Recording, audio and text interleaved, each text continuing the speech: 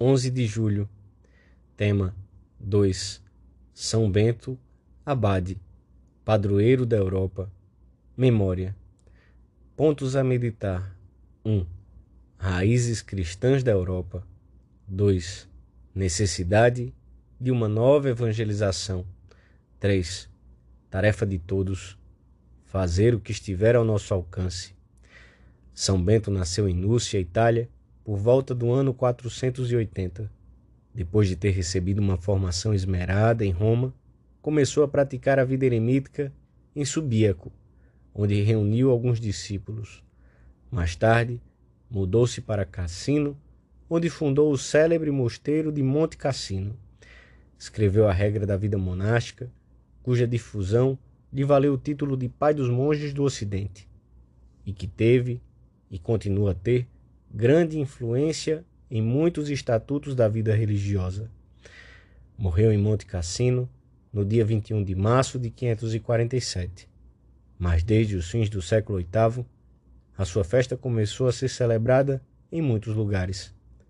Paulo VI, pela carta apostólica Pacis Nuntius, proclamou São Bento padroeiro da Europa, dada a extraordinária influência que exerceu pessoalmente e através dos seus monges no estabelecimento das raízes cristãs no velho continente. João Paulo II, pela carta apostólica Egregiae Virtutis, proclamou os santos Cirilo e Metódio copadroeiros da Europa. Pelo sinal da Santa Cruz, livrai-nos Deus nosso Senhor dos nossos inimigos. Em nome do Pai, do Filho e do Espírito Santo. Amém. Meu Senhor e meu Deus, creio firmemente que estás aqui, que me vês, que me ouves. Adoro-te com profunda reverência. Peço-te perdão dos meus pecados e graça para fazer com fruto este tempo de oração. Minha Mãe Imaculada, São José, meu Pai e Senhor, meu anjo da guarda, intercedei por mim.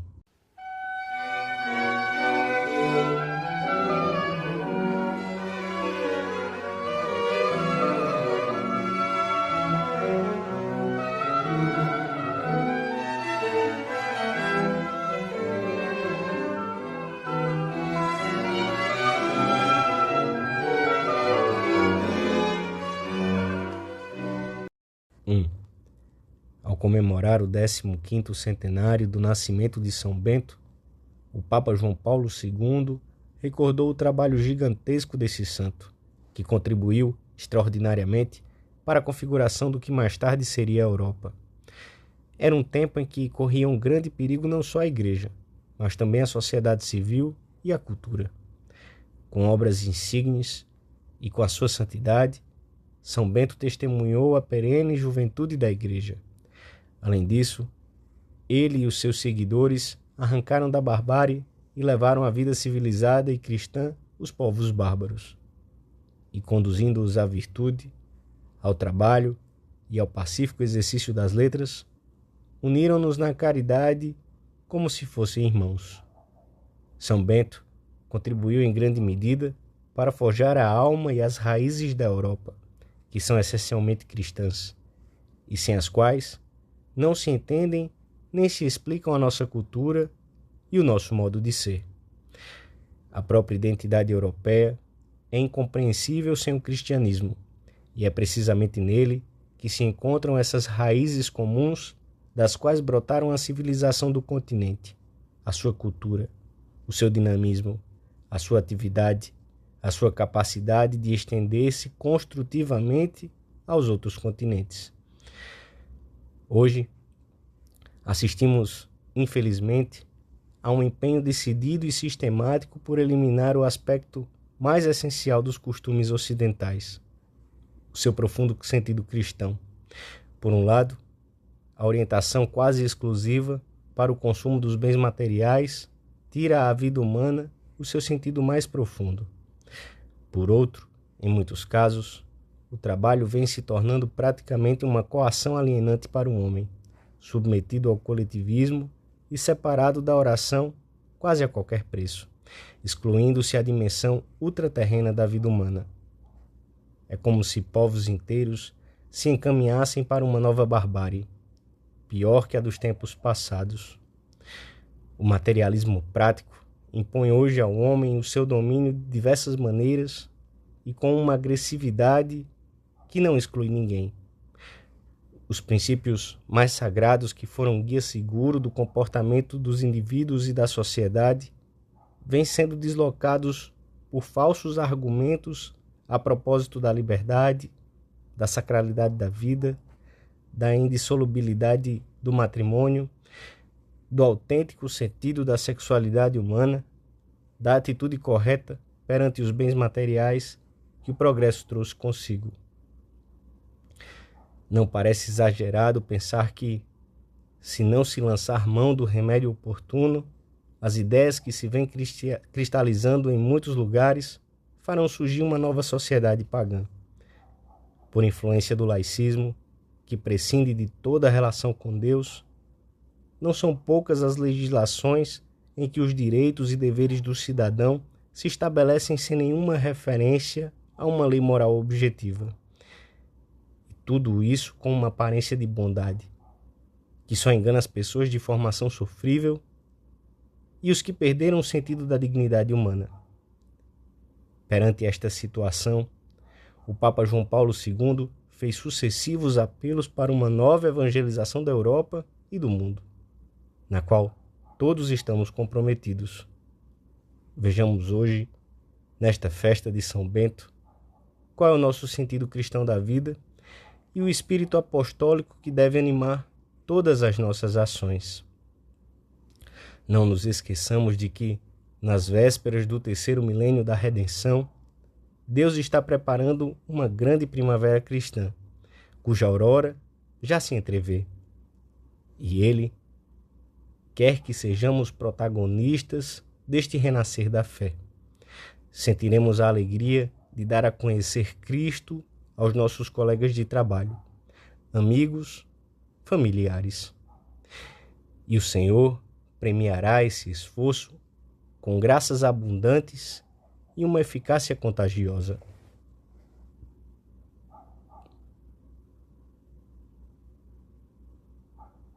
Dois.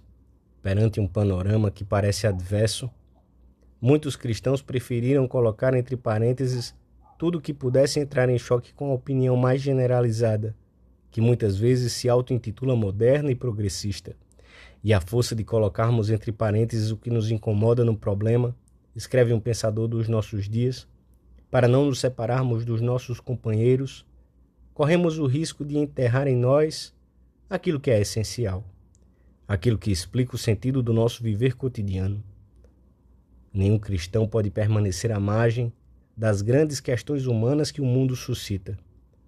Não podemos cruzar os braços quando uma sutil perseguição condena a Igreja a morrer de inanição, relegando-a para fora da vida pública e, sobretudo, impedindo-a de intervir na educação, na cultura, na vida familiar. Não são direitos nossos, são de Deus, e foi Ele que os confiou a nós, os católicos, para que exerçamos. Perante esta situação, cujas consequências observamos todos os dias, temos que sentir a urgência de recristianizar o mundo, essa parcela do mundo, talvez pequena, em que se desenvolve a nossa vida.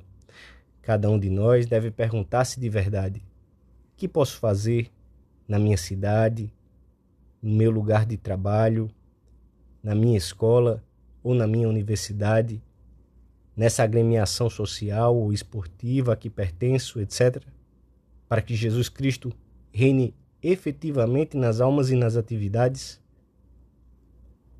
Pensem-no diante de Deus. Peçam conselho, rezem e lancem-se com santa agressividade, com valentia espiritual, à conquista desse ambiente para Deus. A tarefa de recristianização da Europa e do mundo não pode ser encarada como uma missão exclusiva dos que exercem uma influência política ou pública considerável. Pelo contrário, é tarefa de todos. Voltamos a evangelizar de novo o nosso mundo quando vivemos como Deus quer, quando os pais e as mães de família, começando pela sua conduta, pelo modo de conviverem com os vizinhos e com as pessoas que os ajudam no serviço doméstico, educam seus filhos no desprendimento das coisas pessoais, no sentido do dever, na austeridade de vida, no espírito do sacrifício em prol dos mais idosos e dos mais necessitados. Cooperam na recristianização do mundo os pregadores e catequistas que recordam sem cansaço e sem reducionismos oportunistas toda a mensagem de Cristo. Os colégios que, tendo em conta os objetivos para os quais foram fundados, formam realmente os seus alunos no espírito cristão.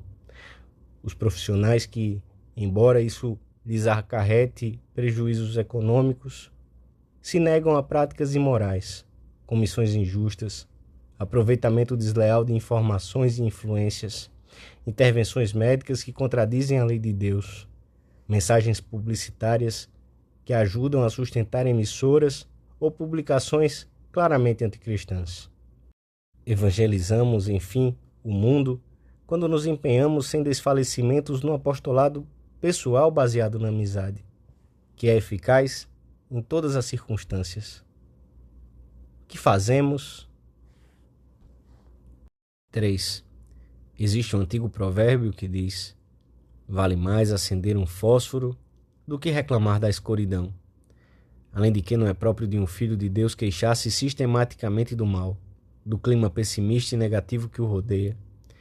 Se nos decidíssemos a levar a cabo o que está ao alcance da nossa mão, mudaríamos novamente o mundo. Assim fizeram os primeiros cristãos, que eram numericamente poucos, mas tinham uma fé viva e operante. É um grande erro não fazer nada por pensar que talvez se possa fazer pouco. O bem é difusivo por natureza, isto é, tem um efeito multiplicador que ultrapassa de longe a sua eficácia imediata. Com a graça de Deus, todas as nossas ações, por mais pequenas que sejam, têm repercussões insuspeitadas. Por outro lado, contamos com o auxílio da Virgem e dos santos anjos da guarda para levarmos adiante os nossos propósitos de bem-fazer. E contamos também com a fortaleza que nos confere a ajuda da comunhão dos santos, que se estende mesmo aos que estão longe. São, pois, muitas as razões para sermos otimistas. Com um otimismo sobrenatural, que mergulha suas raízes na fé, que se alimenta da esperança e a que o amor concede asas. Temos de impregnar de sentido cristão todos os ambientes da sociedade. Não fiquem simplesmente no desejo. Cada um, ali onde trabalha, deve dar o conteúdo divino à sua tarefa e deve preocupar-se com a sua oração, com a sua mortificação, com seu trabalho profissional bem acabado. Informar-se e formar outras almas na verdade de Cristo, para que seja proclamado o Senhor de todos os afazeres terrenos. Para isso, aproveitaremos todas as situações, mesmo as viagens por motivos de descanso ou de trabalho, como fizeram os primeiros cristãos, que viajando ou tendo de estabelecer-se em outras regiões onde Cristo não tinha sido anunciado, testemunhavam corajosamente a sua fé e fundavam aí as primeiras comunidades. Recomendemos hoje a São Bento esta tarefa de recristianização da sociedade e pedimos-lhe que saibamos proclamar com a nossa vida e a nossa palavra a perene juventude da Igreja. Pedimos-lhe, sobretudo, essa santidade pessoal que está na base de todo o apostolado. Vejo alvorecer, diz o Papa João Paulo II, uma nova época missionária, que chegará a ser dia radioso e rico de frutos se todos os cristãos, e em particular os missionários e as jovens igrejas, corresponderem generosa e santamente aos apelos e desafios do nosso tempo. Santa Maria, Rainha do mundo, rogai por todos aqueles que estão a caminho de encontrar-se com Cristo. Rogai por nós. Dou-te graças, meu Deus, pelos bons propósitos, afetos e inspirações que me comunicaste nesta meditação. Peço-te ajuda para os pôr em prática. Minha Mãe Imaculada, São José, meu Pai e Senhor, meu anjo da guarda, intercedei por mim.